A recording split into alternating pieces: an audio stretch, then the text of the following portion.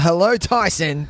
Merry Christmas to you. Almost Merry Christmas. Almost indeed. Right. We're at episode number 165 of Nick Tys and Videotape. We're knee-deep in our not quite Christmas movie specials. We are. We have, our Christmas episode coming next week. And this week we are talking about Home Alone 2, Lost in New York. Lost in New York. The sequel to everyone's favourite movie, and people sometimes forget they made 4 sequels to this fucking thing. They did. And we're talking about the second one, Lost in New York. Is it just as good as the first, do you reckon? Well, we'll talk about it. I like a little bit of sizzle, Nick. I like it. A bit of sizzle. Why don't you, Nick, though, tell everyone where they can find our show? Oh, yeah, sure. So, ladies and gentlemen, thank you for joining us. Welcome to Nick Tys and Videotape.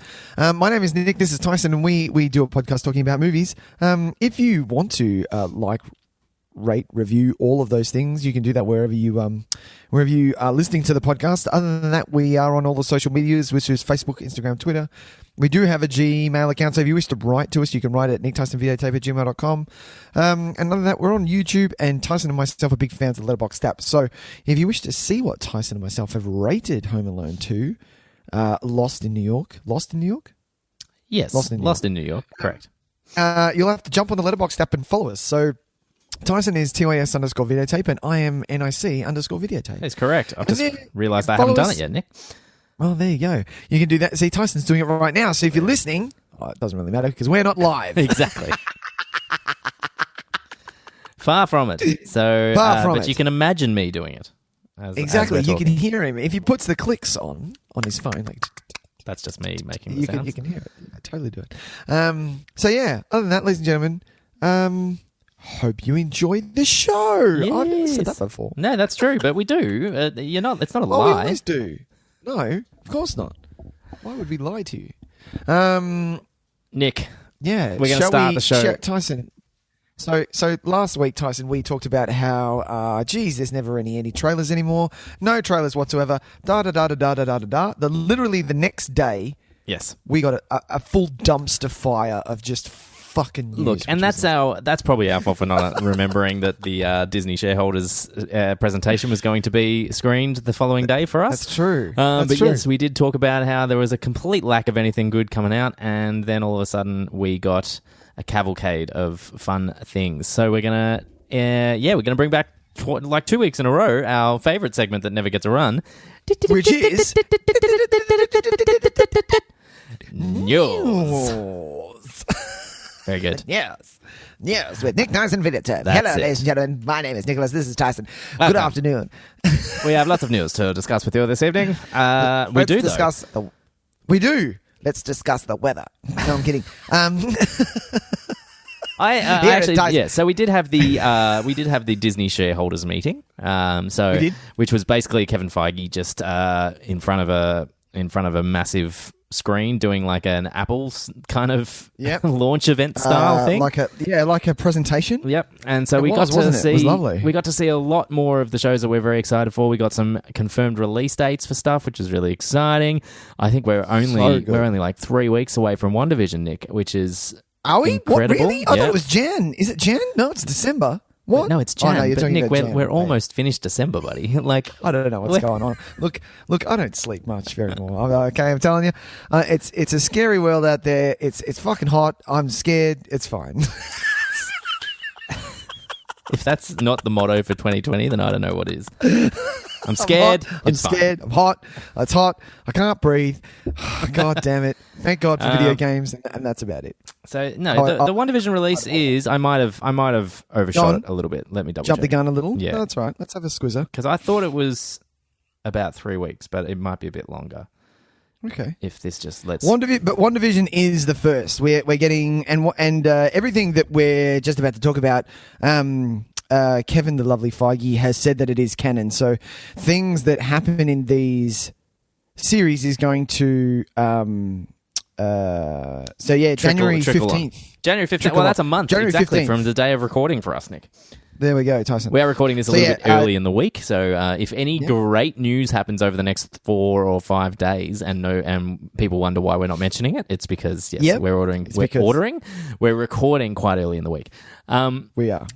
tell me, Nick, about... Did you watch all these trailers? Yeah. I watched every single... I've watched them quite a few times. Yeah, me too, actually. Let's talk about WandaVision, Nick. What did you think? WandaVision. So this was kind of out of all the things that are getting... Like, when we first heard about WandaVision, Loki, and Winter Soldier and Falcon, like, this was the one that I was like, oh, yeah, I might give it a watch. Well, I'll definitely watch it, but it's the one I was least looking forward to. I concur. Yeah. Watching this trailer, though, kind of changed my mind. Oh, yeah, it's shot to the top. Yeah, for sure. Yeah, shot to the top. Like, the fact that, like, love both Wanda and Vision. They're great characters just in themselves. But the fact that it was kind of a time travel a la kind of... what is the movie where they're black and white and they go into colour, Tyson? Pleasantville. So Pleasantville-ish type style, but it looks like they don't have control. So my favourite is when it's playing the music, it's all fun and games. Wanda's doing her thing. It turns into the 70s. And then all of a sudden she sees her friend and goes, hi, Wanda, how are you going? And she's like, hi, who are you? And she just goes, I don't know. And kind of it spins and the track kind of jumps. Yeah. It's kind of like a record jump of the needle. And I was like, oh, that's quite scary. I have no idea what's going on. I could speculate, but I'd rather not. At this point, it's all speculation, but it feels like it's got a bit of a Matrix kind of Dark City vibe to it, where we're living in some kind of created reality. I would hazard a guess and say it's probably something that Wanda has created herself. That's what I was thinking, because you get the radio feedback of someone saying, Wanda, where are you? Wanda, we're looking for you. Indeed. So maybe it's all in her head, what's happening. Who knows? Well, maybe not necessarily in her head, but we know that the power that she has. That in her conscience, sort of thing. Like, I don't think we're going to cut to a shot of her, in like a hospital bed somewhere. I think it might be a little bit more. There might be more of a physical representation for it, but I do think it's a reality that she's created herself in order to live happily with Vision.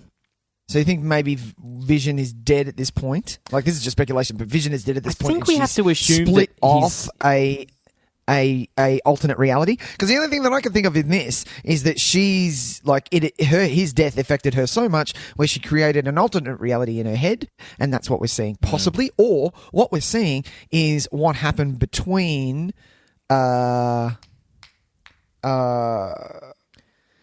we before Infinity? Yeah, right. So do you think maybe this? Sense? Oh, that would be really disappointing. Do you know what I mean? I think that would be ultimately the most disappointing if we find out at the end of the show that it's like, okay, now we're going to fight Thanos. Bye. Yeah, bye. And you're like, what? Yeah, are you kidding me? That would be a real bummer. I tend to think it's the first one, and that Vision is not necessarily alive, but she's able to channel his consciousness through the which stone was Vision's? Was it the Mind Stone? The Mind Stone he had in his head? I believe so. Yes, I'm gonna say yes. I'm just gonna quickly Googs because it's been a while. So because she had such a her creation was was used with a stone, and that she destroyed it. So she had with her powers. So she has this kind of connection to it. I'm thinking that's how she's managed to create Vision, but only in a kind of an alternate reality that is of her making. She can't. I don't know if she can bring him into the real world or anything like that. Yeah. He had the Mind Stone. It was Mind the Stone. There you go. That Vision had. But what else did you think, Tys? Well, I really love the concept of it. I've seen some of the posters they've released where I think it's a 6-episode series, and from what I've seen from the posters, I've seen this run of posters where it's 6 different timelines, and so there's going to be different shows that they're aping for. I think for each episode, which I think is really fun. Okay. So we're going to get that kind of that 50s style, family wholesome sitcom. Yeah. We're going to get the Bewitched style kind of Brady Bunch. Then we're going to get Brady Bunch and maybe a bit of like Family Ties, Growing Pains kind of style, and then we might move into some more kind of contemporary stuff. And I just think it means another thing, and I didn't notice this myself. Someone else pointed it out. Yeah. But the aspect ratio on the trailer shifts based on the time that they're in and stuff like that. That didn't even Yep. I didn't even notice that at all. I was just so drawn into it. So I think it's going to be of the three shows. I think it's going to be the more interesting from a creative standpoint. Maybe not in a narrative sense, because it might end up meaning very little in the end. It might be, it might be very much just about Wanda and Vision and where they go from here. Whereas the other ones feel like they're a little bit more all encompassing of the full Marvel storyline. This one feels like it might be a little bit more self-contained, but I think it's going to be one of the more interesting creatively, for sure. Yeah, right. Should we move on to what else have we got, Nick? Shall we move on? Let's talk about the next one in order, perhaps. Hang on a minute. Whoa. Hang on a minute. My internet connection is unstable. What the fuck does that mean? No, you sound fine. Really? Yeah, you haven't dropped out at all or anything. Okay, you just froze for a second. Oh, I froze. Yeah. Oh, no. Okay. All right, let's keep going. Are you sure I just didn't go still? Because I sometimes just sit still and not talk for a second. Tyson, are you a cat? Is that what's happening here? Yes, exactly. You're a cat.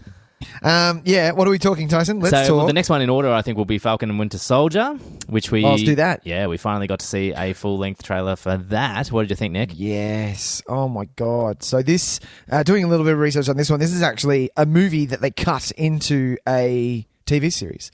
Like, it was going to be a movie. Oh, really? Like, oh, my God. This is huge, yeah. Because and it kind of makes sense because when you think of TV superheroes, not a lot of great effects comes to mind. Even Shield or Agents of Shield, or if you're looking at like Iron Fist or Daredevil or something like that, like they were kind of different. But this is. You're getting Disney money here. You're getting Marvel money, which is really quite thing. So when you see Falcon at the end and he's like escaping missiles and those jet planes and things like that, I looked at that and was like, what is the budget for this thing? Like, this is insane. Yeah, right. It looks movie magic. Yeah. Yeah. And I assume it would be movie budget for sure. Yeah, it was a movie that was cut into a TV series. So like as in I don't think the script. But I don't think they ever. Yeah, I don't think they ever planned it to be a movie. Yeah. I think they always planned it to be a TV series. Yeah. Cool. Well, I mean, it looks really fun. I'm glad to see one of our favourite villains back, Nick, Baron Zemo. Yes. Bring it on. Which is going to be really interesting. There wasn't a lot to this trailer though, Tyson. Look, it was a bit I've watched a few breakdown videos on YouTube just to kind of see, well, look, these guys know more than I know. And there's little bits and pieces in there that seem kind of interesting. Like there's it seems like we're going to get the US agent, the more kind of not as cool version of Captain America that we could get. That's played by Wyatt Russell, Kurt Russell's son, who I'm a big fan of. So that's going to be cool to see him. And those guys, the terrorist guys with the with the masks on. With the masks on. I read something about them, and I can't remember what they are anymore, unfortunately. Right. But So, but we don't get a lot in terms of the overall plot. Yeah.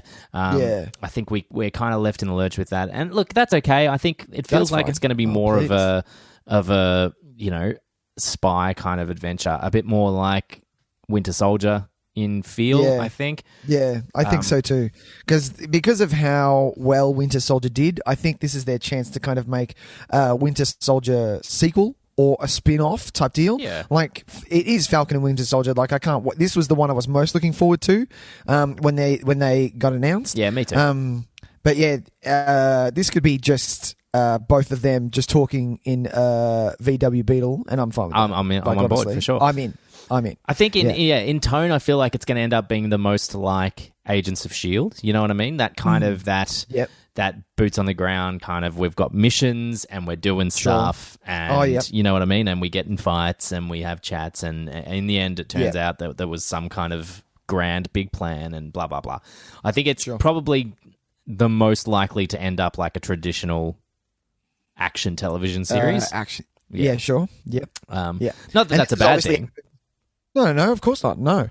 And this has obviously happened. So this, we know this is the continuation after Endgame. Cap is gone. An old man.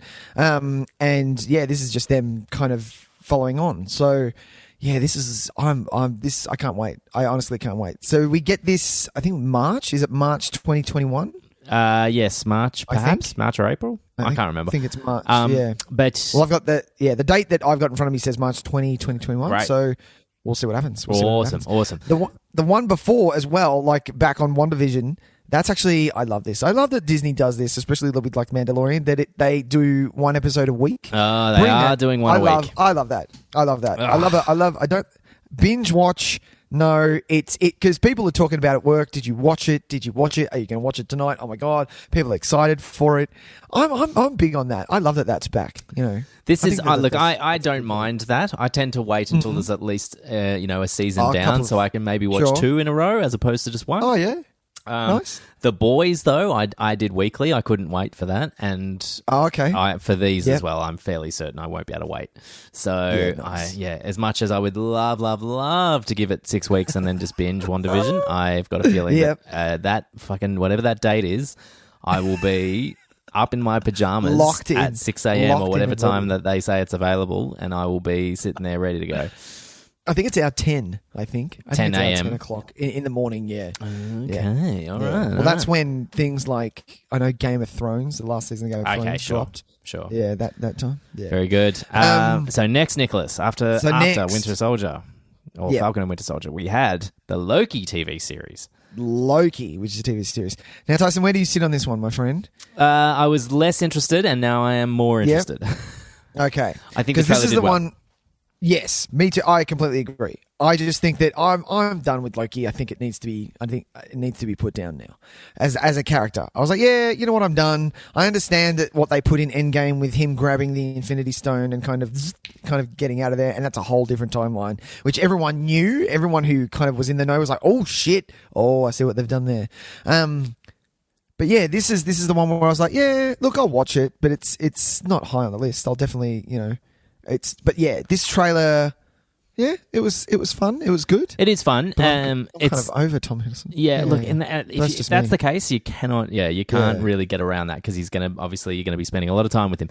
I like the concept of it because I think it's going to kind of maybe wet our whistle for all the alternate realities that we're going to have to get used to being part of this universe now. Because I think for a lot of people, it's a bit of a jarring moment when all of a sudden it's like I'm watching my movies and Iron Man's building a suit out of some metal he found in a cave, and there's alternate realities. There's 40 of them. Okay, sure. Yep. Like it can be a real sudden kind of jolt to the system. So I think maybe this is designed to kind of help us through that before we get to the new Doctor Strange movie, before we get to multiverse of Spidey. Spider-Man is now doing a multiverse thing. So maybe it's designed to be like the bridging point. So. I did like in the Loki trailer where you saw he was in the plane and you're seeing it was clearly the Germany where Civil War happens, the Germany airport where Civil War happens out the window and things like that. I was like, oh, I see what's happening here. I didn't see that. And then there was another. That's you didn't cool. see that? No. And then there was another shot where it was clearly. It was one of the sets from Age of Ultron, and I was like, "Oh, okay, I see what's going on here. This could be interesting." Yeah, so that was when he was in the suit in the plane, and then he jumps out of the plane and Hamdar kind of snatches him up. I'm like, "No," and he's gone. Have you heard the thing about that? People think that he's. So, have you heard the story of DB Cooper? No. So DB Cooper, it's this really strange story about this guy who hijacked a plane after stealing a whole bunch of money and jumped out of the plane and disappeared and has never been found. And he's and so people have no idea what his actual name was, so they've just dubbed him DB Cooper. That's just so he's like this American folklore legend, right? Yeah. And so now what I think they're doing is that when there's these mysteries like that, these things that are unexplained, I think they're going to put them in the Loki series and say, Loki did them. So Loki might be the Zodiac killer. You know what I mean? Like that kind of stuff. Or the plane that disappeared that everyone was like, there's a plane. We've lost the plane. We don't know where it's gone. Yeah, that's right. Did we end up No, I don't think we did. We didn't find that. Yeah, you'd think it would be bigger news if we found that plane. We probably did. It was probably just a byline. Yeah. Like, by the way, we found the plane. Yeah. It's fine. But yeah, so I think there's going to be some of those funny kind of like life mysteries, and it's going to be, it was Loki, which is kind of cool. Do you know much about this time? Basically, they're all time cops. Like, what's the... No. I was researching it before we started recording, and I know nothing. Yeah, this is out of my element. Because you're getting into really... getting into really deep lore of all the... They're cutting all the, real deep now, aren't they? Like, it's yeah. gone are the days where it's like, oh, yeah, Thor, I know who Thor is. Like, now it's like, exactly. Like, we've gone way past the time of origin stories. Like, people don't want them anymore. We know who Loki is. Let's see him in a decent adventure, basically. So, yeah. Well, it looks to be, I wonder what the overall... Like I'm saying, I feel like this one will have most bearing on the movies going forward, I think. I feel like it's going to be a real kind of like, we're going to find out all kinds of things about how alternate realities work. We're going to get shocks. We're going to get... I think it's going to be the one that really knocks us on our ass. Whether or not it's... I still am reserved to whether or not I'm going to like it that much because, like, for the same reasons you've said, I think I'm just a bit... done with that storyline. Yeah. I think it finished really well. He had an excellent final kind of arc and redemption and all that kind of stuff, and it worked really well. Exactly. And I loved him as a character, but I think, I'm not sure how much further we can go, especially if we have to go backwards. I hate it when you remove all the wonderful character development that a character's done because you've they have amnesia or it's an alternate reality version. It's like, well, why did I fucking spend 16 movies with this dude? In the moment where Thanos crushed Loki, like literally in front of us, that was actually quite full on. That was very full on. Like finally seeing him to his demise, going blue, and just he died in front of us. Now that he's back, it takes away from what I felt for that moment in Endgame. Yeah. So well, it's a different character. I don't feel for this Loki what I felt for that Loki. Right. You know what I mean? So it's not so much. I don't think that moment is diminished. I think this character I won't have the same affection for. Because he didn't go through what the other Loki went through that we were there for. Sure. Okay. But we'll see. I like Owen Wilson. I'm glad that Owen Wilson's getting a Guernsey and I love a serious Owen Wilson. A serious Owen Wilson. Yeah. That's always fun. No wows. A little bit of a... There's going to be a wow. There's got to be at least one wow. Wow. A little bit of serious Owen Wilson and a little bit of comedy chucked in. I mean, hey, they got my hopes up as well because there was a shot in there that I swear to God it was Black Widow. It was, I'm pretty sure it is. Well, no, because I've been reading some stuff and people don't think it is actually Black Widow. It was just it might have been a bit of a fucking red herring. So I was like, oh man, you can't do that. You can't set it up so that it looks exactly like her, and that it looks exactly like what was that place called, Vormir or something? Vormir. Yep. It looks like it all looks exactly the same. Like she's sitting there because she sacrificed herself, and then be like, no, it's somebody else. Like, come on, guys. If I was the CEO of, like, if I was Kevin Feige, I'd be like, yeah, Chuck, I want just a couple of shots of actually the Black Widow movie in this trailer, just to fuck with them, just to honestly just throw them off the path. Only because you know what shits me, the breakdown of the trailer. Well, guess what? You got it wrong. So why don't you go see the movie and shut the fuck up? Well, I mean, those breakdown stuff, they don't really matter anymore anyway because of the amount of changes now between trailers and actual movies. Like, they just remove entire characters out of shots now because they're like, nah, having that character in it is a bit of a spoiler, so let's not do that.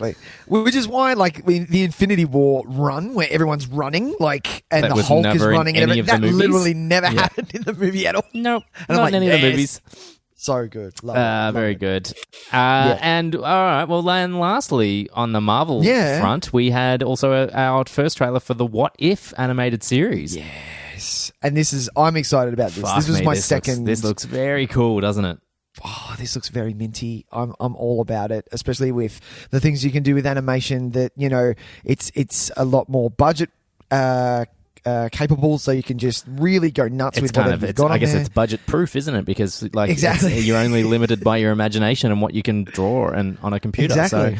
So it looks amazing. My favorite shot of the whole thing is the Winter Soldier turning around with his long hair. Like, that looks so good. The cell shading that they've got in him. It looks the animation style looks beautiful. I really like it. We've got confirmation of the Watcher is in the... We do. He's now in the, I guess, in MCU canon that he exists now. Yeah. Played by Jeffrey Wright. Now, this is also kind of dealing with multiverse stuff, or are they saying that this is all... Are these alternate realities, or are they literally just made up possible scenarios? Because if the Watcher's there, that means that because he watches. That's his whole deal. He sees alternate realities, doesn't he? Correct. Yeah. So it's just watching different ways of maybe how different things could have happened, sort of thing.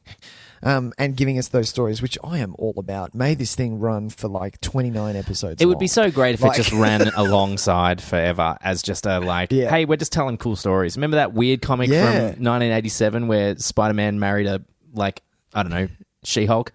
Exactly. We're just going to do that as a thing, and it'll be fun. So good. If that is a real comic, by the way, if that would be amazing, because I just pulled that shit. I just pulled two names out of my own brain.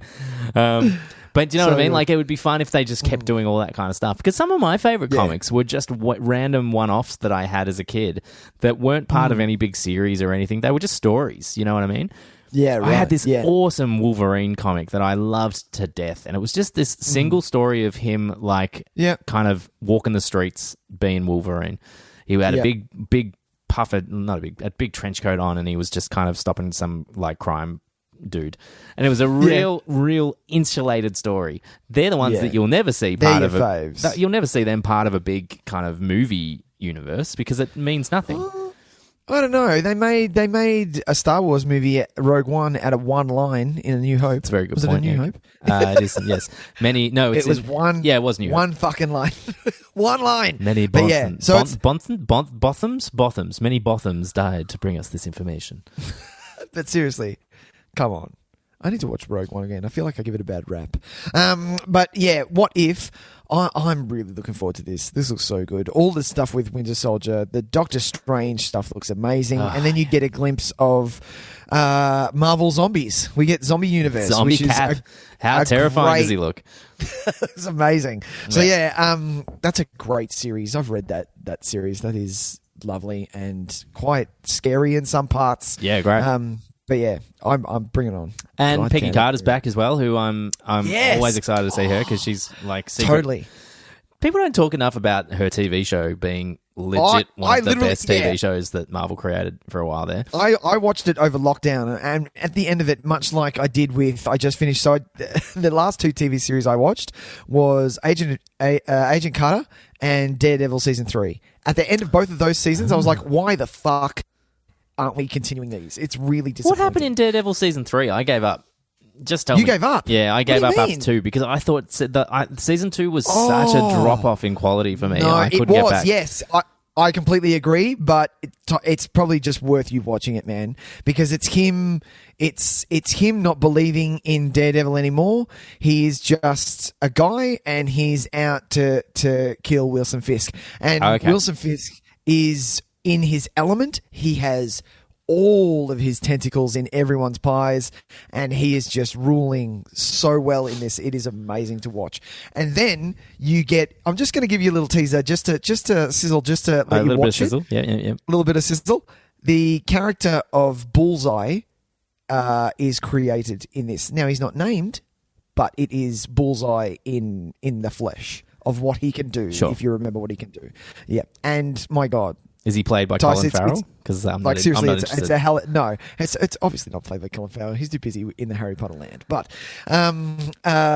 it's absolutely worth the watch. And the fact that after that, I think it was about 3 weeks later, when they're talking about Spider-Man 3 and putting Tobey Maguire and what's Tobey Andrew Maguire Andrew Garfield, Alfred Molina, Kirsten Dunst has signed on. Oh, has she? Yep, Emma Stone is in there. I'm waiting for that Willem Dafoe announcement, though. Where's Willem Dafoe, man? And then get this. This is my absolute favorite. And then the best of the best, Charlie Cox signed on. So Daredevil from the TV series is in the fucking movie. And my God. One thing I will say is that Charlie Cox as Daredevil is probably one of the best casting in all of MCU, and it just doesn't get talked about enough. Yeah. He is so good as Matt Murdock. Very good. Really good. Also Rosario Dawson. She's great in that show.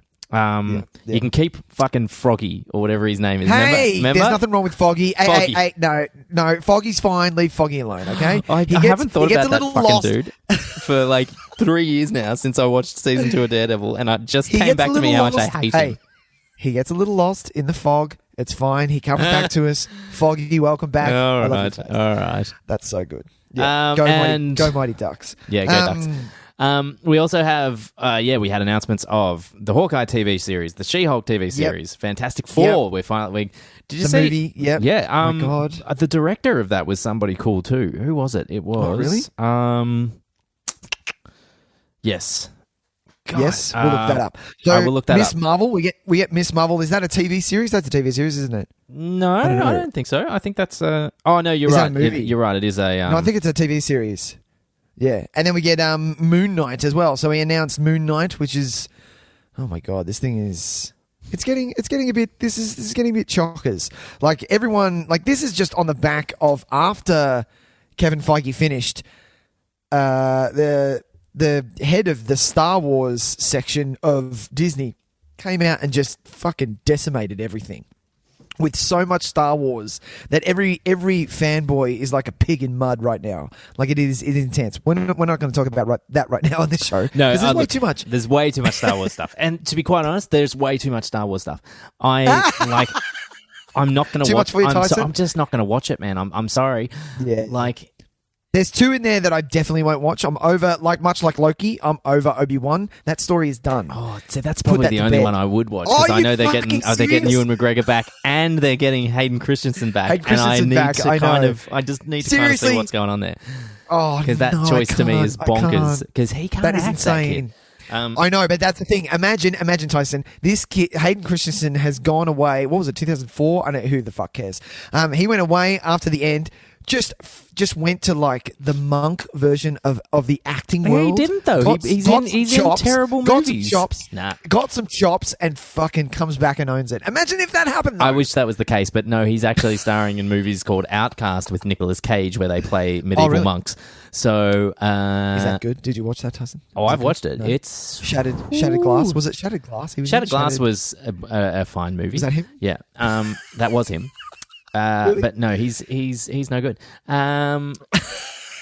Look, like you said, he could come back and it could be great. He could just be in the fucking suit the whole time and it won't be a problem. That's a good point. But I don't know, man. Like I'm like we talked about this, but I'm a big Star Wars fan. Well, I'm a moderate Star Wars fan.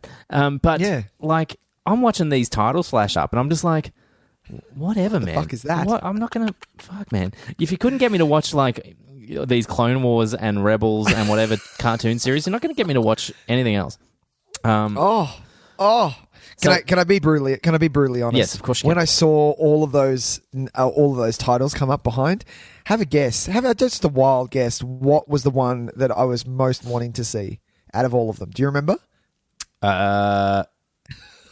Go on, wild guess. No, Rogue Squadron.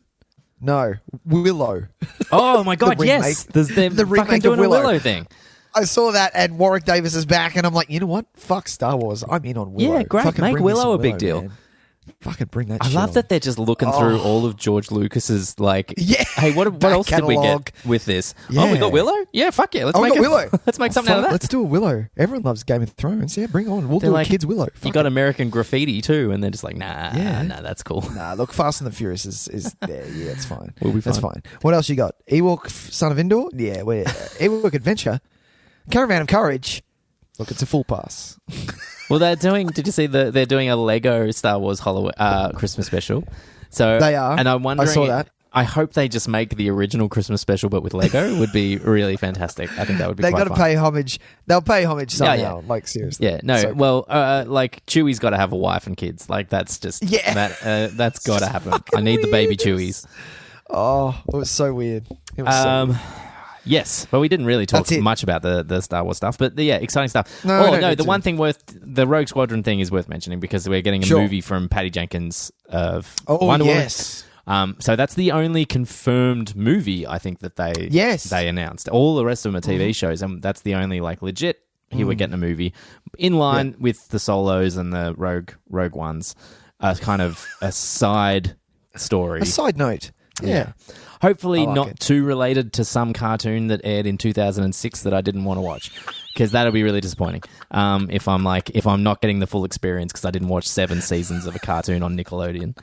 Come on, man. It's all there on Disney Plus, Tyson. Hit that play button, baby, while you're eating your cereal in the morning. Me and little man do it, and I'm loving it. I know. I like the idea of what if, because it's like I don't have to watch it if I don't want to. I can just get Exactly. it. But if you're telling me I have to watch a cartoon to understand the movies, I'm really going to struggle. Watch it. Right. Watch it whenever. Watch it whenever. All right. I'm never going to watch it. Nick. That's it. I think That's we it need for to news. move on to Feature Press, my man. Feature Press. We'll do the trailer next week then. I think we're going to have do to. the trailer next week because we have to talk it. Yeah, I do really want to talk about that. That's a bit of sizzle for next week. We've got some fun trailers to talk about, but we are running far behind. So let's jump to Feature Press. Feature Press.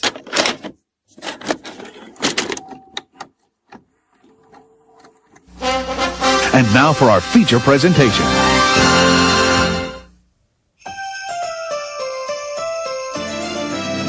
Hiya, pal. Deck the halls with Marv and Harry. Yes. Make their Christmas not so merry. Give them bricks and give them riches. One more Christmas in the trenches. Toss some paint cans down to greet them. Send the toolbox down to meet them. Serve the meals for Christmas dinner. Kevin is declared the winner. May I do the thinking, please?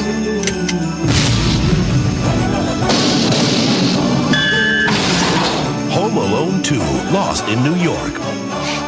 You wearing aftershave? That's kerosene. Now, why would anybody soak a rope in kerosene? Merry Christmas.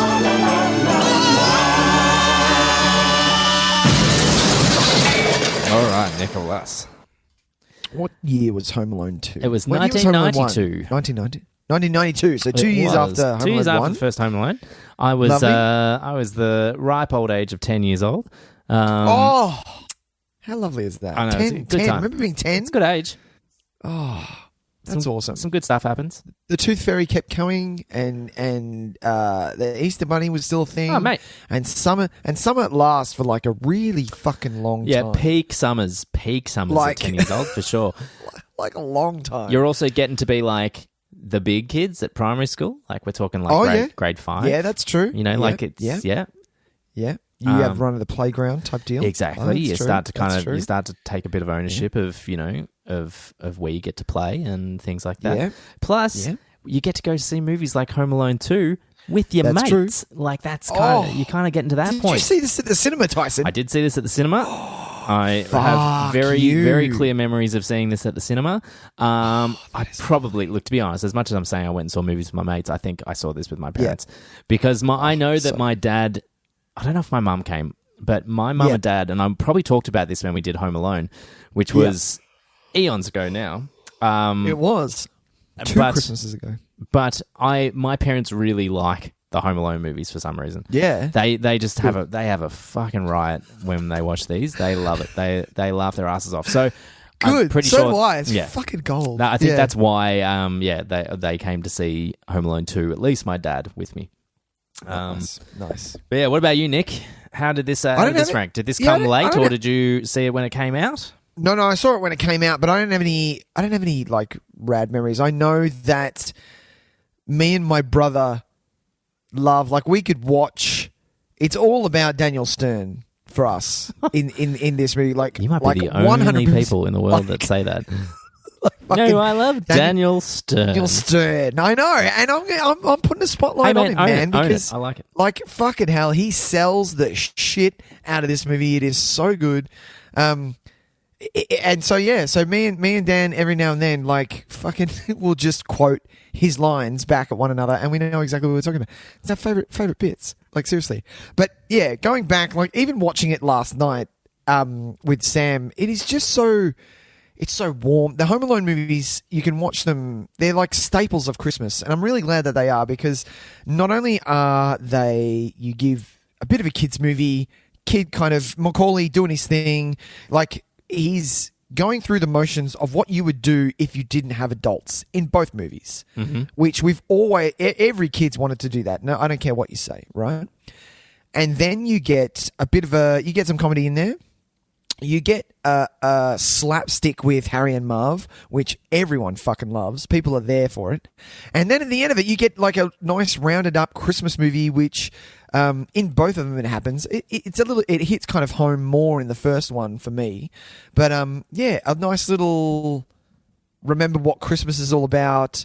Let's be thankful for what we have and things like that. So there's such a well-rounded movie. Obviously, I dare say it's to do with the writing, not the direction, because like we've mentioned on this show before, Christopher Columbus, you're a bit of a thief in the night. You're a bit of a, you think you're all that, but to be honest, you're not that good of a director. I'm going to chalk it up to the writing. We don't love Mr. John Chris Hughes. Columbus as a director. We never really have. No. Not really. This is another one of those situations where I think it's a pretty competently made movie, this one. Same with the first one. They're both pretty handily made. Yeah. Are they both even for you, would you say? I lean towards the first one a little bit, but they're pretty even. I think one takes it by a nose, just because I think it's a better structured movie. Everything kind of flows a little bit better. I feel like there's some stuff in this one that's a bit kind of like, it's a bit more of a stretch. We have to suspend disbelief a little bit more. Okay. Like especially as far as the getting the whole leaving Kevin at home stuff this time, or how he gets lost this time. I think it's far more it's far more elaborate and much requires like such convenience of the moment, whereas the first one, it seems quite believable. You kind of watch it and you're like, yeah, of course, in the madness of that event that would happen. But this one, it's like he's got to stop at exactly the right time. He's got to follow the guy with the jacket. He's got to run into the lady with the boarding pass. He's got to see the guy again. It's all very like, okay, sure, someone at some point would have noticed. Or even when he sits down, he would notice that because there's so many of his family members not around him, he would have gone, hang on a minute, something's a bit off here. Where is Buzz? Yeah, exactly. Exactly. Just his dad is not enough when you're a family of fucking 28 or whatever they are. And like, I just feel like that whole setup is just reliant on the fact that nobody is good at their job. Like every single person we meet along the way is just a bad worker. Yeah. And not only that, like, as I was watching this with Sam, and she's like, "Okay, this is just fucking bad parenting." Like the amount of times that Catherine O'Hara's character was like, "Oh no, it's fine. I'm like, you would double check if they were your kids. Sorry, you may have 7 of them, but Jesus Christ, you would check. Yeah, like, that moment where they say, God. "It's fine. We'll make sure they all get on." You don't just get on the plane. You go, "Excuse me, they're my kids. I'll make sure they all get on the plane. I'll make sure they get on. Thank you can so just much. shut your face and scan the tickets. Thanks very much." Yeah, exactly. Yeah, I was like, that's such an arrogant shit thing to say. I was like, oh, isn't it? You wouldn't say that to a mother. It's okay. We'll make sure they all get on. It's like, no, God, no. You don't know what I'm fucking talking about. I need to count my kids because I have 8. Okay? Exactly. I pump them out. Exactly. We're very, very Christian here. We are. We don't believe in condoms, okay? Exactly. So, hey, did you notice Ali Sheedy in like... Yes! Yeah. In a role that doesn't even feel like a cameo because it's so inconsequential to the plot? It was weird. It was weird, wasn't it? Yeah, it did feel weird. Like, when you see like, you see a cameo, like, let's be honest, the Donald Trump cameo... fuck. Did you have to mention that? We were going to not go. I know. But I'm saying as far as its effectiveness, it's there very deliberately for a reason. It's like, so that, in 1992, everyone goes, "Oh, hey, it's Donald Trump." And now everyone goes, "Oh, fuck, it's Donald Trump." But, when it came up, I was spewing hate words. Like I really was. When he came, I was like, "No!" I was saying there was a lot of C-bombs coming out when he. And I know that you do like to reserve the C-bombs for the very special occasions.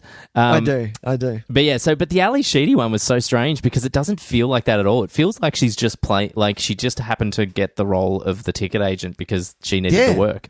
And I was like, that's literally what it feels like. It feels like she needed the work. I was like, oh, no. I know, exactly. I was really sad because I'm like, Ali Sheedy. I love Ali Sheedy. Yeah, she's usually the best thing in most of the movies that she's in. Exactly. Not this time. Not this time. She makes it like, it felt like it could have been played by anyone. It was really sad. Exactly. One of the major things, and this has been talked about, I think we did talk about this last time, but I have to mention it again. Tyson, just speculating, because this is what we did most of the start of the movie, me and Sam. What do you think Kevin McCallister's dad does? Oh, my God. Like, honestly, we'll start with the house. That house is iconic. Not only do you have an attic that is literally another level, but you obviously have a basement as well. He has a 2-door garage, and so basically he has a 4-story house, and it looks like it crosses an acre, for fuck's sake. Like, it is so big, this house. Yeah.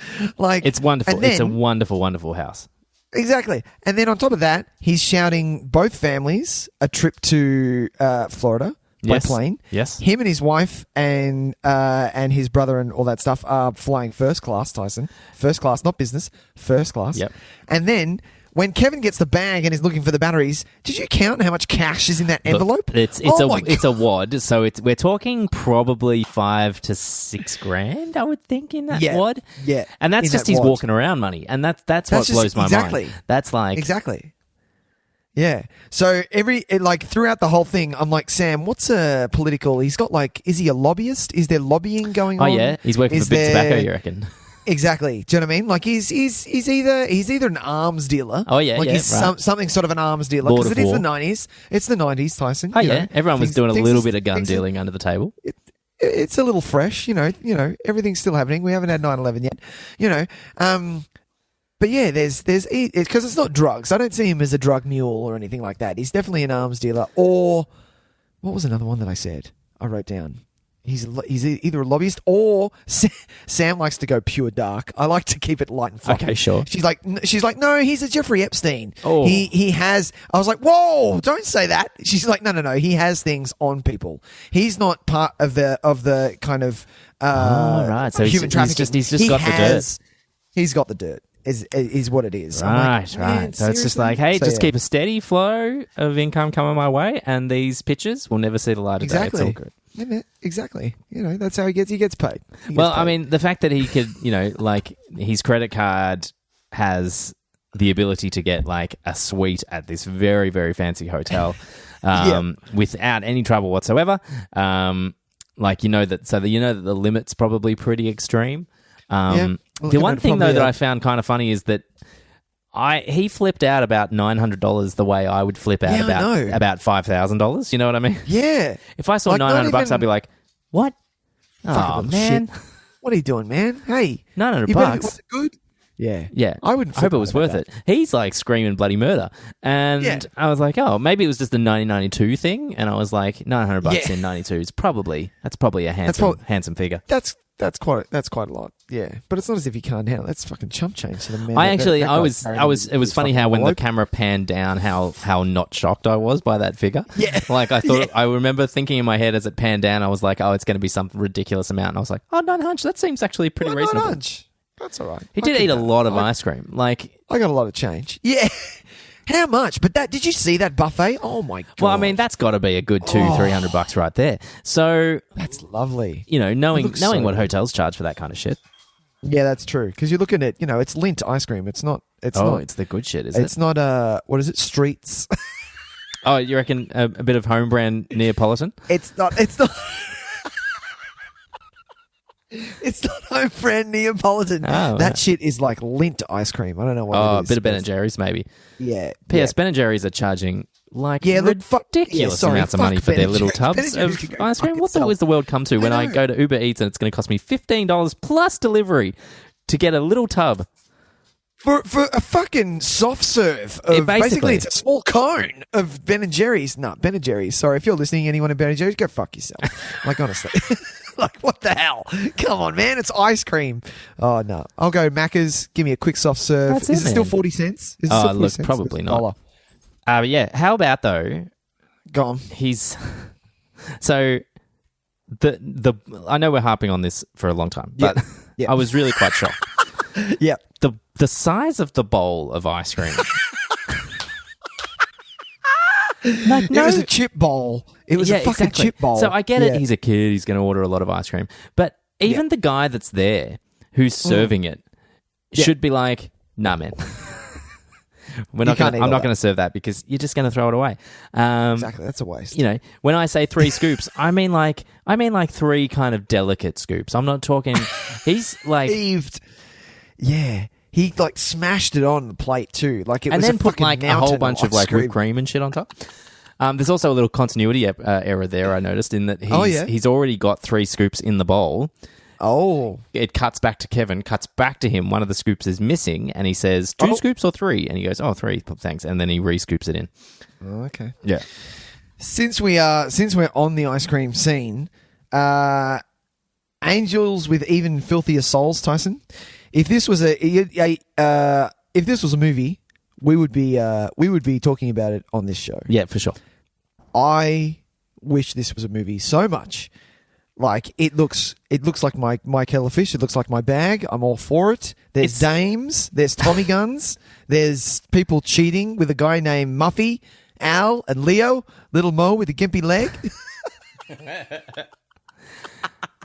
I feel like that angels with even filthier faces Yep. is like the parody version, like Hot Yeah. Shots is the Hot Shots to angels with filthy faces is to the Top Gun.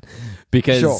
I remember, because I think we talked about this in the first time through, is that Oh, did we? as a kid, I didn't realize it was a fake movie. I No, thought neither it did was I. a real movie. But Yeah. this one I knew, like, It was fake. Yeah. Yep. because You were like- it takes it to this extra level where it's just like, something's a bit iffy here.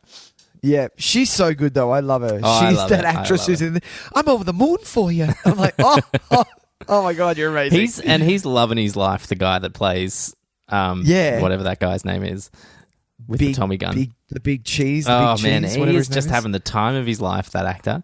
And I wonder, I want to try and see what else he's done, because if he's done any gangster picks, you just know they're going to be fucking classics.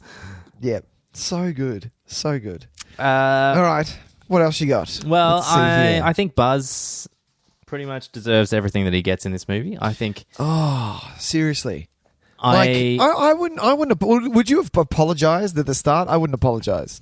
I tell everyone. I tell. I would Buzz to go absolutely fuck tell everyone to himself. go fuck themselves. Yeah, because the whole thing of it is that Buzz can apologize, but what like every single person in that auditorium is going to remember that. Like that's that kind of shit that like haunts you for life. Exactly. That scars a kid. Yeah. He would have practiced for that solo. It would have been amazing. And He sounded Buzz needs great. to pull focus and fucking mess it up. Yeah. Like, And to be honest, there's- it's bad. It is bad parenting. It's like yeah, it 'cause is the fact that he sits there and gives this labored apology and puts like lathers on the fucking the smarm, and you're just like, fuck off. I mean, any real like if you're a real parent, you just go no. Like you are grounded for a really long time, and you're going to think about the fact that you humiliated your little brother in a way that's probably going to haunt him for many years, and that kind of psychological and you're trauma. actually taking the piss. Yeah, and you're disrespecting us by not apologizing to him properly. Yeah. Like, Well, even I don't think even an apology would not do it. It's like no. Oh, really? You've done what you've got done. You will eat your consequences of this. nice. You're a piece of shit. Oh, you need to. you can't say that. Yeah, I know. But I mean, in all seriousness, Buzz is an absolute piece of shit. Like He's that's a fucking ass. isn't I've he? got no Yeah. patience for anyone that does anything like that where it results in like a full time like complex for a kid. Like and 100%. yeah. And so even at the end of the movie where he's like, I'm a good guy now, I'm just kind of like, fuck off, Buzz. No, you're not. Go fuck yourself. Yeah, honestly. Yeah. I'm not interested. Yeah. I don't like Buzz. Never have. Never will. No. And it's weird that the movie tries to like, I guess everyone's got to have a happy Christmas and all that kind of stuff.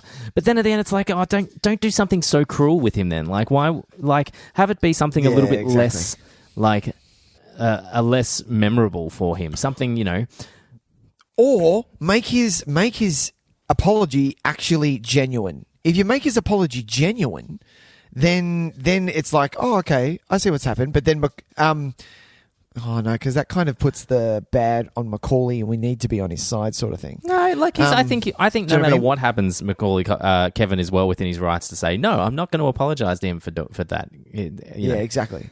Yeah, because if you make him genuinely sorry, then at the end we're like, oh, Buzz, man, It's all right. Yeah.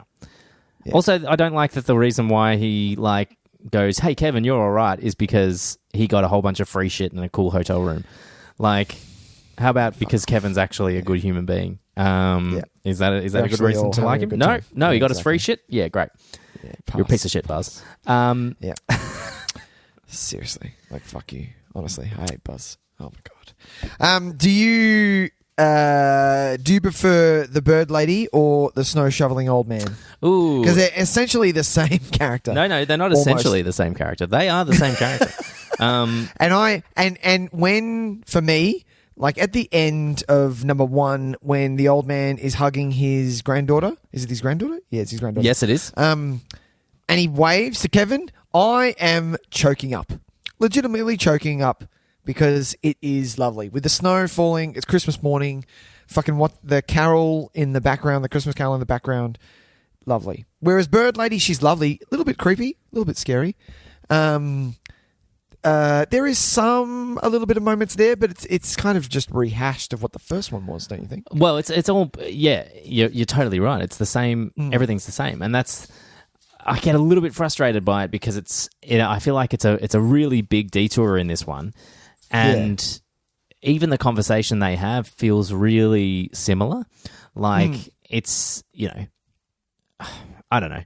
It's obviously a different scenario, but they're both lonely old people, and Kevin's basic message is in the end is to be like, well, don't give up on everybody just yet. You know what I mean? Give someone a second chance, sort of thing. Yeah, and you'll pay for it. Yeah.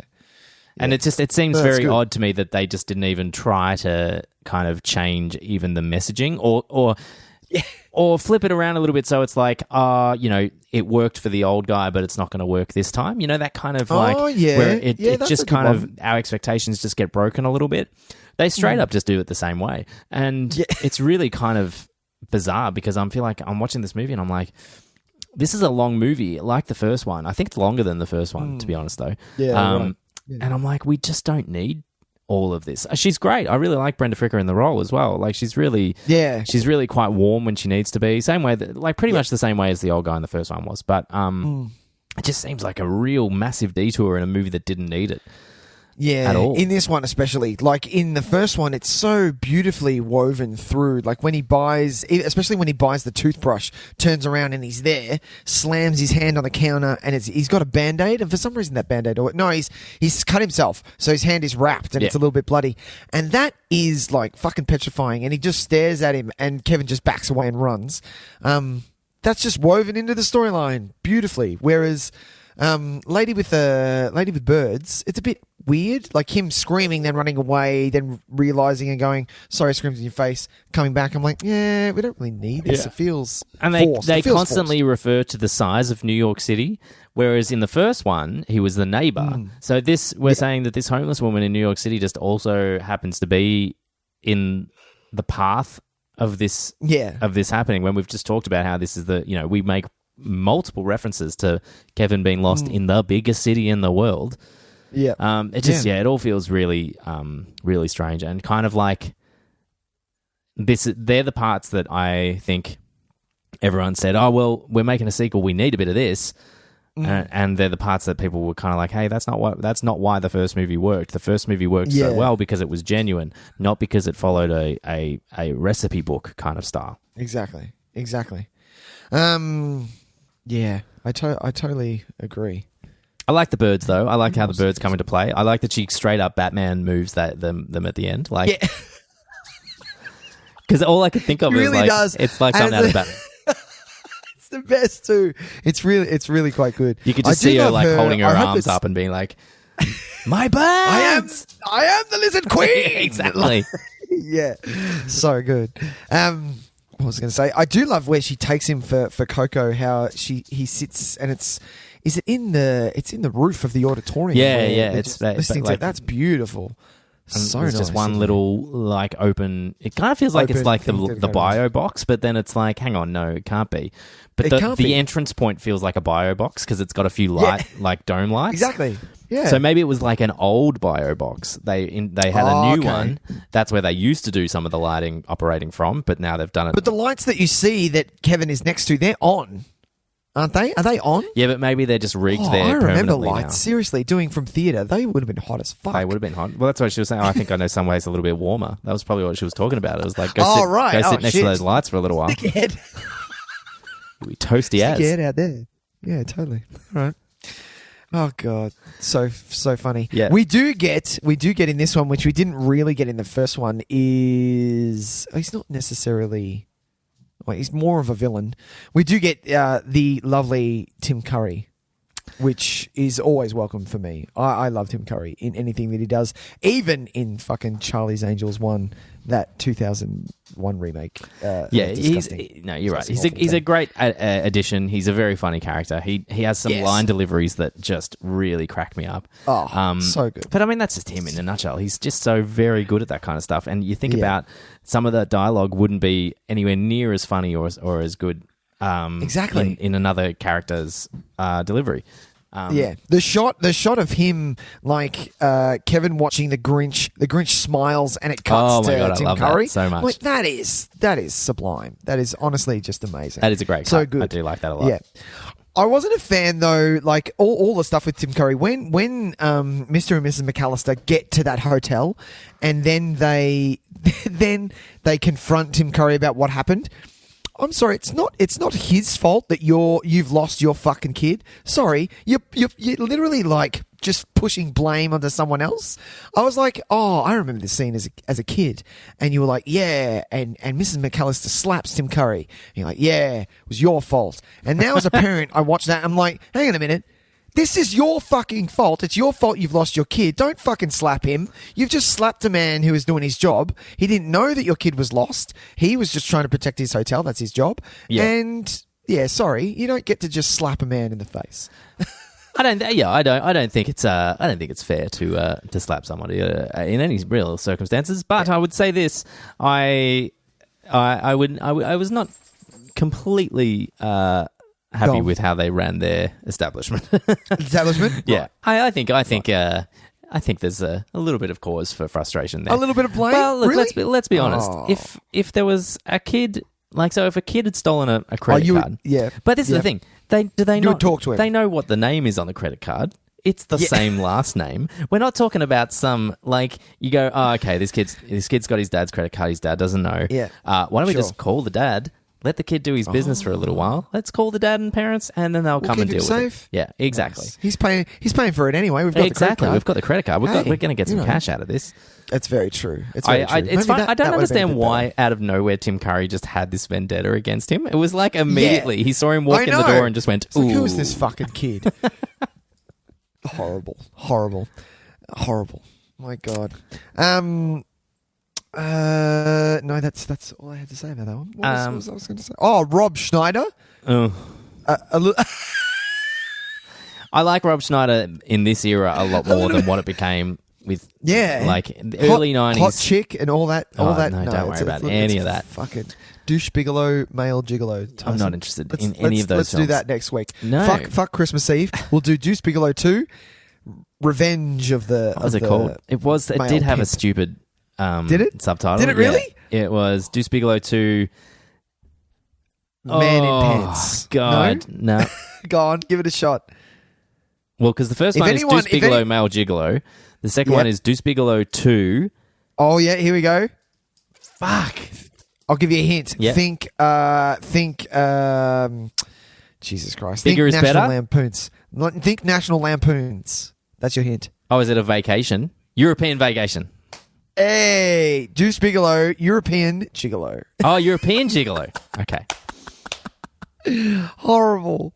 Let's do that next week. Fuck Christmas. Well, maybe it is a Christmas. Who knows? Maybe there's a bit of Christmas in it. I like this era. Rob Schneider. I was about to say Roy Scheider, and I'm like, well, that's totally different.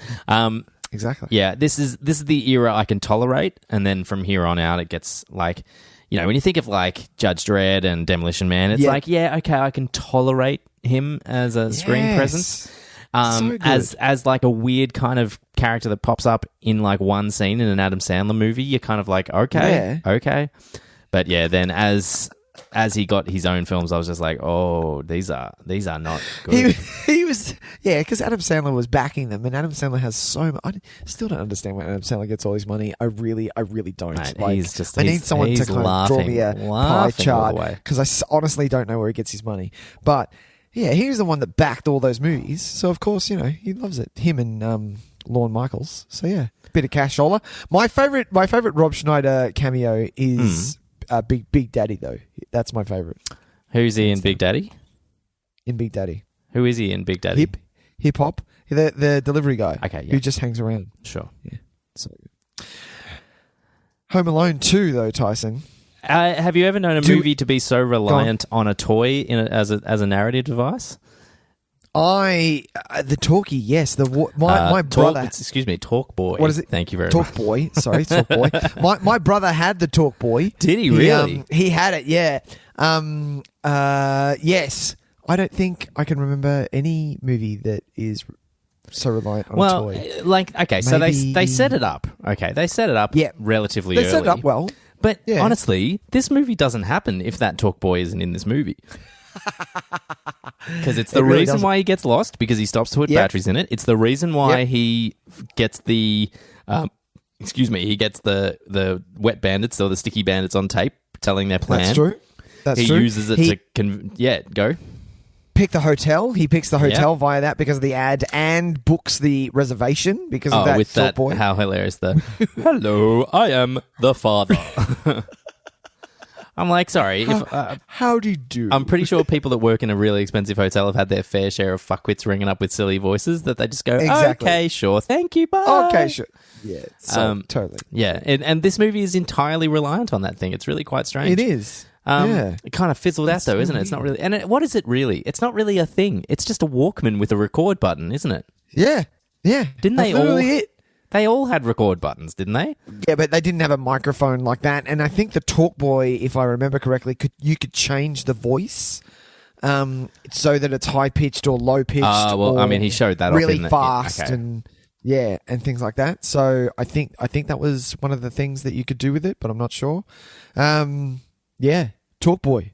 Oh my god. Okay, so yeah, variable speed voice changer on Yep. some of their products and sound effects See? on some of their products. Yeah. So because of this movie, the Talk Boy did so well, they made a Talk Girl. Ah, cool. Because, gender equality is I a like thing. it. Well, that's it. Even in Girls the would 90s. want to have one too. Exactly. There was Girls also just a wanna have deluxe Talk Boy. Hello. Oh, what the fuck does that do? I love Records how on a it- CD. Oh, no, yes, no. The deluxe Talk Boy had a. I think that's the one he had because it could be sped up and slowed down. Oh, there you go. Yeah. Of course he had that because Kevin McCallister has a very, very rich father. I was about to say yes, and because his Lot of dad cash. would have bought the actual the whiz bang Yeah. version. Of course, the Talk Girl is pink and purple. Of course it is. Of course. Yeah. That's actually one that I would have wanted. I prefer pink and purple rather than fucking silvery shit. There was also a Talk Boy Junior. Oh my Okay. god, there are so many Talk Boy products. There's something called a Talk Boy drummer, which is a pen Yep. that can be used for air drumming. Oh, I'm pretty sure my brother had that. What is it connected to? Oh my god, my brother had that. What color is it? Is it yellow? Stand by. Is the drumstick yellow? Stand by. Talk Boy Oh my FX God. drummer. Pretty sure. Kind of, yeah. Kind of like gold. Yeah. That can't be right. My brother, I have to look that up. Anyway, Talk Boys were a thing, Tyson. They were absolutely a thing, and I actually just thought there was a prop in a movie, so there you go. Oh, really? Oh, right. No, I didn't realize it was a real thing. Are you on eBay right now? Can you see how much one is worth on eBay? Oh, I'm not, but that's a fantastic idea. Let's go have Let's do a that. squiz. I was just looking at pictures of the Talk Boy drummer, to be honest, because they look Talk Boy real drummer. cheap and nasty. There you go. So Yeah. Talk Boys, there is a brand new, pre-owned. Jesus Christ. Pre-owned Talk Boy from Yep. 1993 in brand new mint condition for $95. Oh, okay. I've got one here. It has, it says TalkBoy cassette recorder with voice changer. It's still in the box. It doesn't look like it's been opened.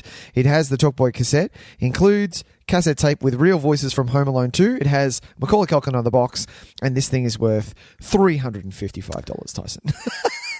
Actually, you're right. I'm seeing a lot of other ones far more expensive. So why is that one cheap? Because that's not bad.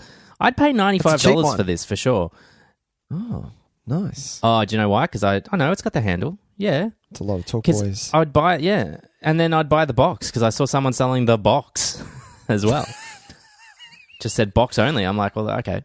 I feel really sorry for these people. Whoever goes on any sort of like trade shopping website and buys something and it's not what they ordered at all. Like, it's just harsh. What, someone that doesn't read that it's the box only? Exactly. And they go to open it up and they're like, Or it's a picture of what they actually want, not the I've actual heard thing. of that happening to people before. Like, fucking hell, man. What a joke. Let's talk Joe Pesci and let's talk the Sticky Bandits, not the Wet Bandits, the Sticky Bandits. Yes. I think that can lead us in nicely into a talk about the finale of the finale. Yeah. Because okay, so I think side by side with number one, I think I like number two's House of Horrors. House of Horrors, better? Yeah, a little bit better. Right. Really? I don't know why. I think I just like I like them a little bit more. They're a bit more. They feel like they hurt a bit more. They would have died from this. Like the first one with the fucking 3 bricks. I think it's 4 bricks. Yeah, well, brick number 1 and it's all over. That man is fucking dead. I mean, but we know this. This is legit. They are dead within seconds. What I find, it's so funny that these wholesome family movies that are all about, Christmas spirit and love and everything turn into like these brutal slapstick comedy, like violent fests. How can these movies just exist? Like, what? How did we just accept these as? Do you know why? Christmas. Now because kill those fuckers. It's wholesome fun, and what it is, it's turned Charlie Chaplin and Buster Keaton into sort of a Home Alone-esque type deal. I see it as a homage to kind of them and their type of comedy. I get, absolutely, of course. Just hurting these guys, but hurting them in the way that it doesn't look too bad. There are some ones like the brick and the fucking cement bag. Oh God! And because it hits him in a way that because the way his head is facing up. And if that, like, you just know that his neck would just break if that hit. Like, if he looked down and it hit, like, the back of his head and, like, his shoulders, you'd be like, oh, okay, sure. Oh, sure, yeah. But hit his body, like, hit his chest. Exactly. And went, that hurt. But no, it hits him square snap in the fucking forehead. Yeah. And he... The other one that gets me, and it's, how I think we might have talked about this last time as well, is when you get that, that tingling feeling in your body when you're watching someone get hurt. Oh, and yeah. For me, it only happens when people fall over on concrete. I get it for some reason. So if someone just trips over on concrete, I get the tingles. But the one that did it for me in this was the bag of tools. When they fell out of that bag and started hitting, I had the tingles. They hit me. I completely agree. Yeah. I completely agree. I think I do. It's hard because the last one for me. The first movie ends on probably one of the greatest moments in movie history. Is he grabs the tarantula and just puts it on Marv's nose, and Marv fucking loses it. Like, oh my God. Like, that is, for me, like, one of the best moments ever because he screams so well. There's nothing that really kind of matches that in this, though, is there? Exactly. You're right. Yeah. You do get a little bit with the birds, when the birds attack him at the end and Marv loses his shit and goes nuts, but it's not the same. Like, it's not. Because people at the end of that first one, they're touching their face going, fuck, get it off me. Yeah. Like, they're feeling it. You're feeling it. Like, there was one moment that I found really funny in the fact that it didn't actually look that bad at all. When the ladder just falls over, and and he just lands, and you're like, and it cuts to Marv, and he's like, he's doing the He's like, are you all right, buddy? And you're like, all right? Well, that actually looked pretty harmless, to be honest. That was probably the nicest of all of them. Which would you? I've got two questions. Yeah. Which do you think was the worst? The worst one out of all of these ones? It's probably. I would have to say the. Have a think. And my second question, it's the bag of plaster because of everything that's come before it. Because he's been electrocuted. He's got the paint over him, the silly face, and then he reaches up for the rope. Finally gets to the rope. And then that bag of fucking plaster just legit smacks him in the face. I think that might be my favourite one. All right. And what my second question is, if you had to take one of them, if you were to go, okay, Tyson, we're going to do this for real, you have to take one of them, which one are you doing? I'd take the ladder for sure. The ladder breaking and just falling like half a story. No, the toolbox coming through the door, that's not going to do shit. Yeah, that's look, actually, that kind of I'll take defied that. physics, that one, didn't it? Yeah. I'd also one you're probably, like, fuck off. I reckon I could manage the one where he tries to jump onto the ladder and slips off. As long as he is. Fuck, that hurt. That it looks like he hits his coccyx. Yeah, that's bare bitumen, man. That's going to fucking hurt. I don't care it's what going to kind of coat you hurt, for have. sure, but it's not going to murder you straight up like a brick in the face, is what I'm saying. You know what else I'd probably take, just for the sheer fucking fun of it, would be the slippery floor flying into the paint wall. To be honest, because that also wouldn't happen. So, yes, you're cheating by taking all the ones that physically can't happen. But I like it. I like the way you're thinking. It's clever. It's clever. Yeah, it's good. Yeah. I like it. Oh. So the one I think that is the one that I think. Sorry, just one more. No, the one that I think that is hands down the worst, apart from the cement bag, is I don't even know what it is. I think it's a chimney. Is when they go up the stairs and they're like, remember what happened last year? Watch. Boom, boom, boom, boom, boom. Right in the schnoz. And he goes, don't worry, Harry, I'll get him. And the other paint can comes. Yeah. What is the big fucking thing that he throws? Yeah, it's just a big iron bar, isn't it? What is that? I don't know what it's used for. I don't know why it's lying around at the moment. I like the fact that hits them, right? They go down. Then he's such a smart kid. Cuts it so it tumbles down and you just hear them go, I like the double fuck you of also having the hole in the floor, so they don't just land on the floor at that level. They have to fall all the way through. Down. Yeah. Oh, brilliant. No, it's all good. I want to shout out for Catherine O'Hara as well, who is just on fire in this, as always. There are some moments where her reactions to things and her delivery is just so... She is so on the money. The conversation that her and the dad, played by... Oh, God, I can't remember his name now, and he passed away not that long ago, and I feel really bad. He did. Find me his name. Who's going to get it first? I will indeed. Oh. His name is John Hurd. John Hurd, thank you. The little bit when they're kind of trying to explain to the police officer how it happened last time, and the reaction to, funnily enough, we never lose our luggage. They just tapping the tapping on the table and the little awkward laugh. They've just got such great chemistry with each other. They do.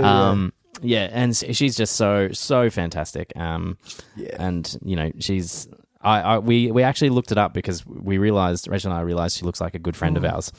And we wanted to look up how old she was at this point. Do you know she was 38 when she was making this movie? She was our age. Jesus Christ. Oh, my God. So we're as old as the mum in Home Alone, in Home Alone 2. Not even Home Alone 1. We're already older than the mum in Home Alone 1.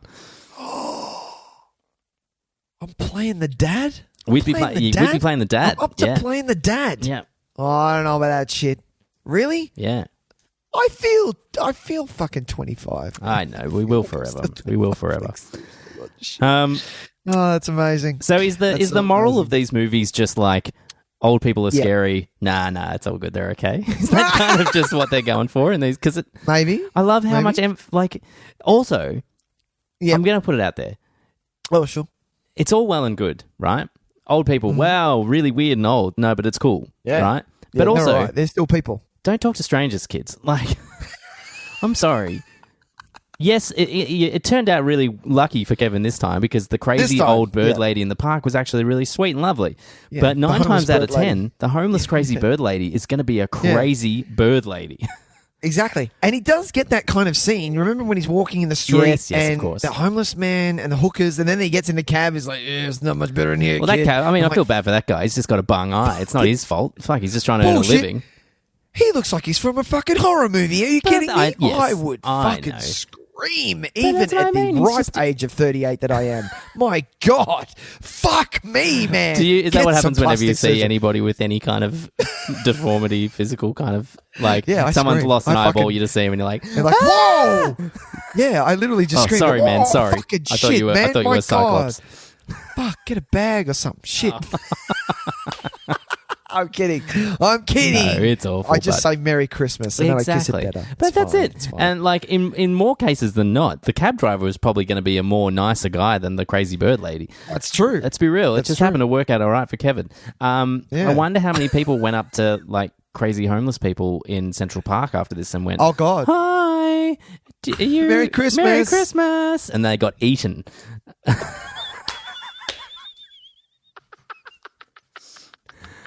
And they were never. And they were heard never of. seen. And they were never seen again. And they were never heard of again. Yeah. They're now, their bones are lying at the bottom of the Hudson. Exactly. So kids, don't talk to strangers. No matter Don't what talk Home to Alone strangers. tells you. Exactly. Check with your parents first. If you see someone who you think, oh, that could be fun for a conversation, just double check Exactly. first. Just double check. Just say, hey, mum and dad, I'm going to talk to that homeless man. Do you mind? If they say no, Don't do it. Don't do You it. know, Or maybe I like don't- bring them along. Exactly. I doubt that there's any children who are allowed to listen to Nick Tyson videotape, but, you know, if there is, my Lord, we apologise for the amount of swearing. And secondly, Merry Christmas. Merry Christmas. Merry Christmas. Happy kids. Hanukkah as well. Happy Hanukkah. Oh, very good. Oh, my God. That's Hey, Nick, gold. Should we move I on to love our it. next Tyson. segment? Oh, sure. Well, sorry, You- did I jump the we're gun? done with Home Alone? Well, We're I done don't with know. Home Did I Alone? jump the gun a little bit? What do you reckon? No, not at all. Any Not at closing all. thoughts on Home Alone 2, Nicholas? I think I think I rated, because I looked at it when I rated number one. I think I was very early on Letterboxd. I only rated number one a 6, and Oh. number one needs to be like a 4, like an 8 for me at least. Like, and especially just watching this one, I was like, no, I'm going to go in and change my rating of number one. I think. Oh, yeah, I didn't. I wasn't on Letterboxd when I did it. So. No, yeah. Interesting. I remember it was around the time I was like, Tice, man, have you seen Letterboxd? And Tice was like, I'm not right. I've got my IMDb. I'm not moving. I'm a grumpy old man. Fuck off. And then I'm about still 2 weeks hanging in later- there with IMDb as well, by the way. I'm still Oh, I'm me doing too. a double. Me too. 100%. Yeah. And then 2 weeks later, Tice was like, hey, yeah, look, I was wrong. Yeah, but I decided I didn't want to import all my IMDb ratings into Letterboxd. I was like, no, Yeah. I'm going to start fresh. I'm going to start fresh Exactly. with Letterboxd. That's and see why I how we like go to from do there. it. Yeah. Yeah. Yeah. So, but that's why I didn't want to quit IMDb though, because I've got like almost 1,400 ratings or something. Yeah, so. you're into the thousands, man. That's insane. Yeah, you can't insane. fuck up that figure. Yeah. Yeah, look, no, that's it for I'm Home about Alone. the same with you too, man. I actually went in to rate this what I was going to rate it, and Yeah. then saw my Home Alone 1 rating and was like, oh, Yeah. why was I not Why on was board I, with yeah, this? why was I so harsh on Home Alone 1? Which I kind of You know- found pretty funny. So I actually do think Exactly. they're fairly even, except I think it can't be denied that the first one is better, but I think the second one has equal enjoyment levels, whether or not it's as good a structured movie or not. Yeah, absolutely. And so it gets away with it pretty well. Yeah. Number 2 does have, unfortunately, a really fucking shitty ex-president. And number 1 does have John Candy. So, look, it's a hard. That's if you're going to put both of them in front of me and say, who do you want to be in the movie? It's a no-brainer. Do I want to spend 5 minutes with John Candy, or do I want to spend 30 4 seconds seconds with Donald Trump? with a fucking old foreskinned fuck. No, thank you. Go fuck yourself, you fucking racist asshole. Yeah. Bless. Back to our regularly scheduled programming. Should we move on? Tyson, Nicholas? shall we move on? I Shall we think move so. on? We'll move on to our last right. segment of the day. Oh, yes. Which, Nick, you're going to count me is- down, I believe. What did you watch this week? Dun-dun-dun-dun. Yeah. Very good. Tyson. Yes, Nick. Listen, Yes, I didn't Nick. watch anything. You didn't watch anything? I didn't watch anything this week, man. The last thing I watched in my thing was Go. No which way. was last week. Ladies and gentlemen, if you want to listen to Nick Tyson Videotape talk about a movie from 1999, tune in to last week's episode.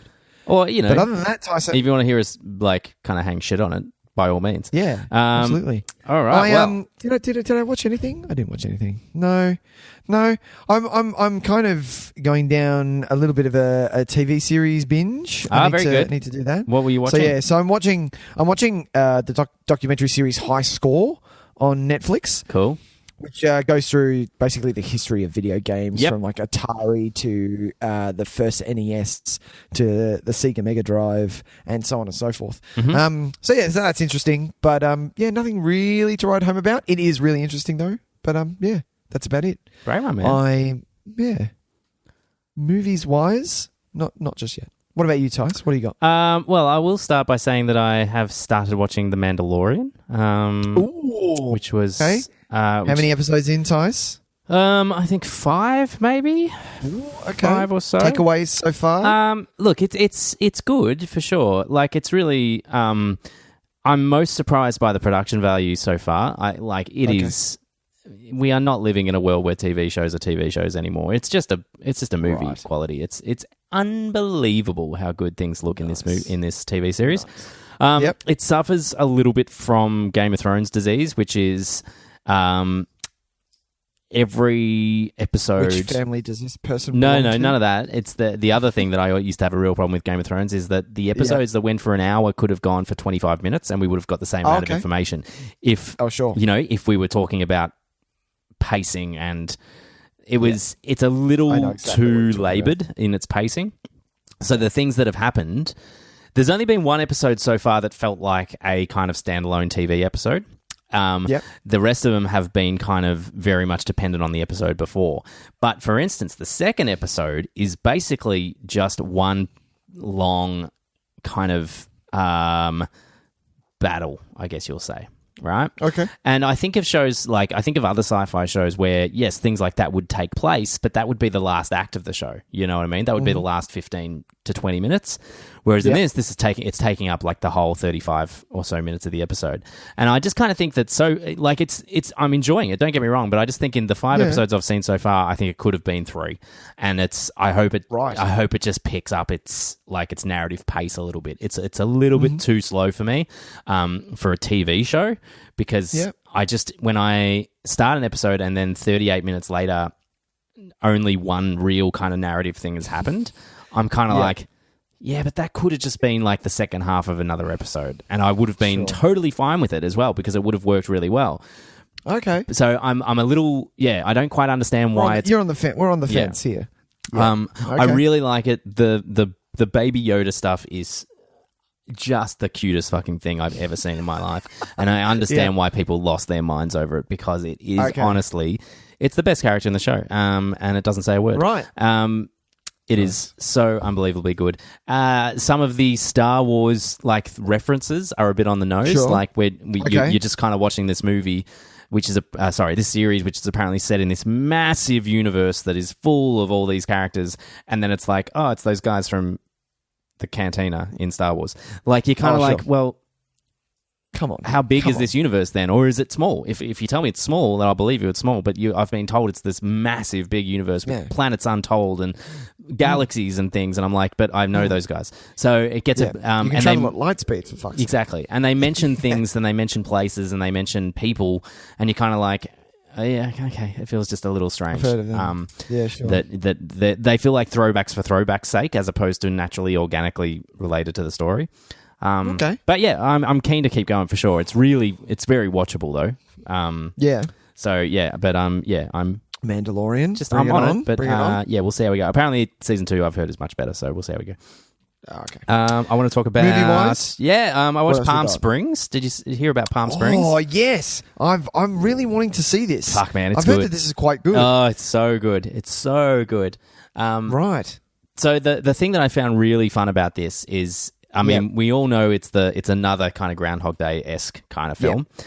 But the thing that I really loved about this is that it's what if it was Groundhog Day, but he'd already been doing it for 20 years. So that's where we meet Andy Samberg's character at the start of the movie. Sure. He's been in it for ages already. He's got the timing down. He understands how the day works. He does all the cool tricks, but he's also completely depressed because he's stuck. living There's this one nothing day else to over do. and over. So he has no meaning in his life. Yes, he does all the cool, fun things like catches the guy that falls over because he's too drunk at the wedding and puts a Sure. chair down and, can predict pushes him someone's into it. order and all that stuff. But he's still really empty. And it makes for this really funny character journey. She and also the girl in it, Christy. Sorry, I'm gonna have to look up because I've forgotten her name. That's all right. That's all right. Kristen Milioti, Yep. who was who was mother in How I Met Your Mother. Oh yeah. She is just out of control good. She is a revelation. Nice. She is like so crush worthy. It's ridiculous. And they have such great chemistry with each other. Yeah. It's really, really funny. Like laugh out loud funny. But then kind of gets to that point where all those movies do, and they become really good at reflecting on, what brings happiness to our lives. How can we succeed in our life if we're stuck in a rut and all this kind of stuff? Yeah. And it does it really well, but it never jams it down your throat. I loved it. Absolutely loved it. Yeah, right. Yeah, really, really high recommendation for me. What was else you I got? rewatched Doctor Strange. Ooh. So this is only my Nice. second time watching it, and I liked it a lot more than I liked Okay. it the first time, for sure. I got that. 100%. I think I just misremembered how interesting visually it was. Like, fuck me, this movie is really? incredible to look at. I think I just took it for granted the first time through, and I was just kind of like, yeah, but story, give me story. Get to the good Which stuff. you need to sit with the visuals in that. Like it does. It is a visual movie as much as it is a story movie as well, and it's quite dark in places as well. That's why I really like how dark it is. I like how the finale is not really a question of physical force. It's intelligence and using the powers that you have to your best ability. I really liked Tilda Swinton in it this time as well. I think I wasn't really on board for her the first time through, but I really liked her this time. Yeah. Chiwetel Ejiofor. I mean, I've I've always loved him, so he was always I was always a big fan of his. And Mads, fucking great. I feel like Mads is a little unused. That was a little bit of a gripe with I feel like it's just a touch unused. I would agree, but then he also gets the New York Sanctum action sequence.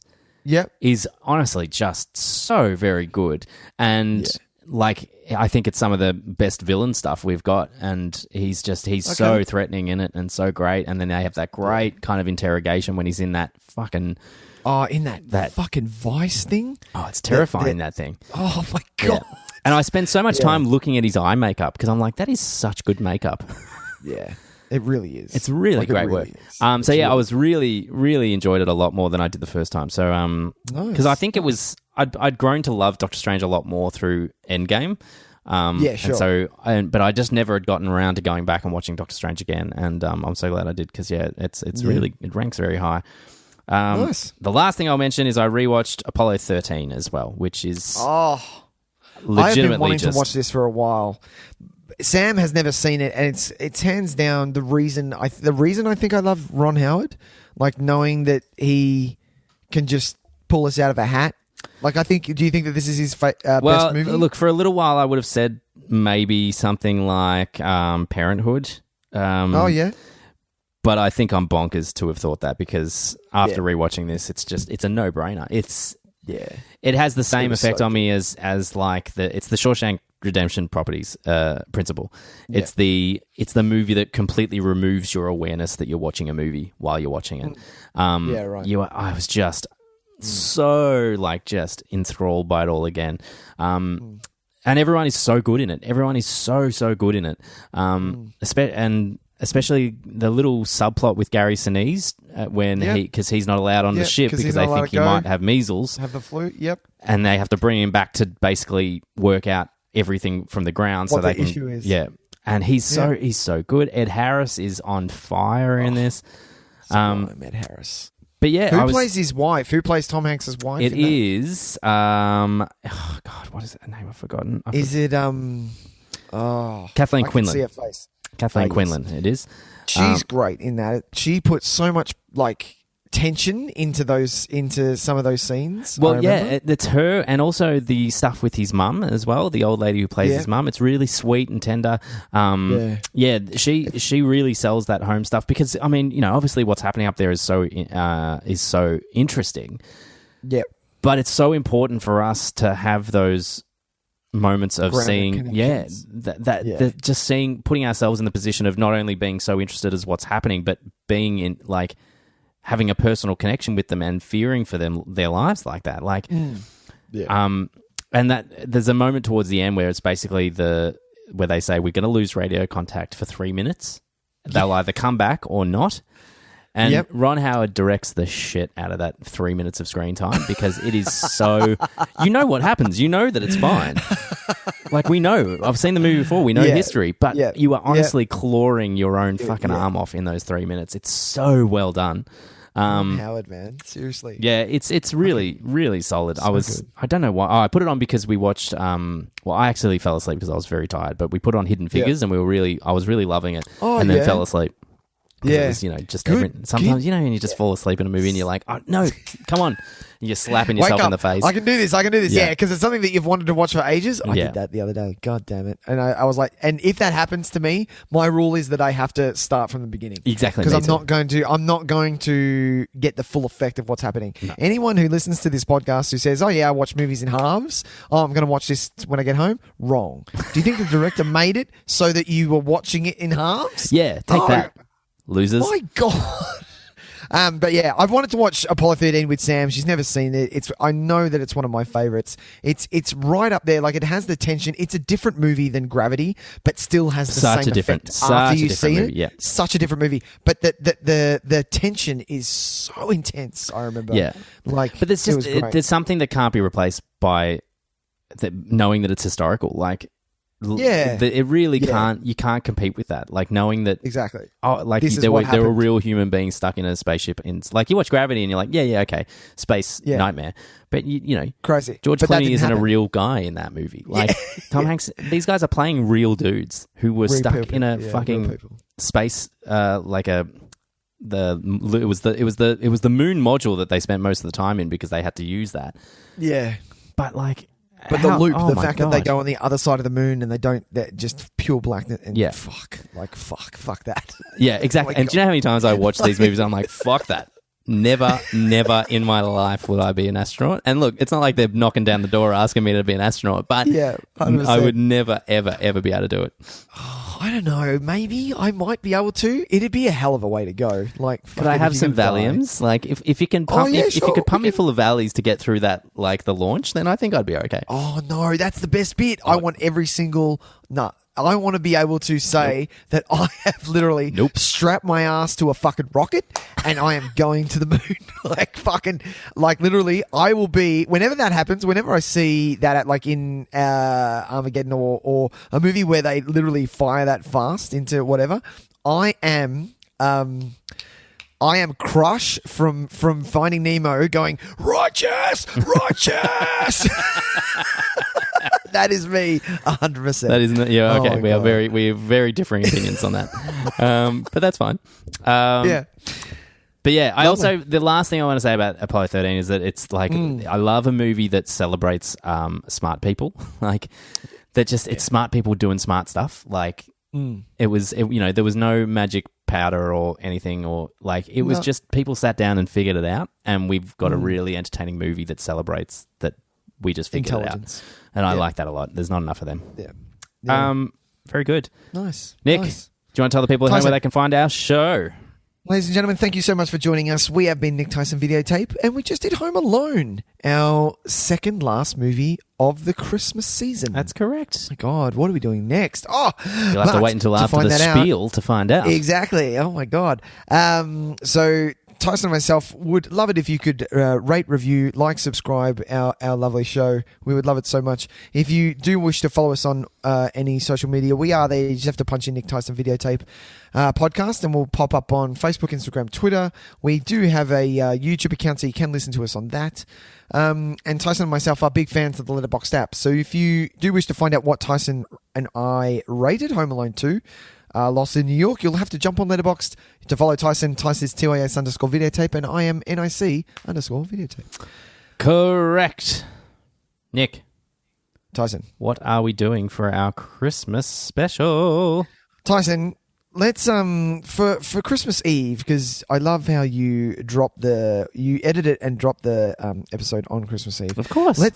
Let's do the lovely Nightmare Before Christmas. Nightmare Before Christmas. 1993. We're kind of stop motion animation, isn't it? It is stop motion, yes. Nice. It's a bit of a, we're kind of, it's not the most traditional Christmas story, but I like it a lot. We're going to combine Christmas and, well, it's two things we love, Halloween and Christmas, kind of combined into one. That's true. Really? I know. This is a bit of a fresh watch for me, Tyson. I've seen this once. Me too, actually. That's really interesting. Oh, really? I watched it very long time ago and thought it was just fine. So I'm very excited to watch it again with older eyes now. Nice. Because I think it's going to be a lot of fun. So, yes, ladies and gentlemen, tune in on Christmas Eve or Christmas Day, whenever our next episode lands, or whenever you get the chance, if you want to join in some of the Christmas spirit and have a listen to us. Driving to the family's house. What a great way to spend the car drive. Best time. The car drive? The car drive. The bus drive. The wheels on the bus, they go round and round. Oh, don't. I'm going to have nightmares. But Nicholas, we'll see you next Tyson, week. We'll see you next week. All right, buddy. Bye. Bye, buddy. Bye, buddy. Bye.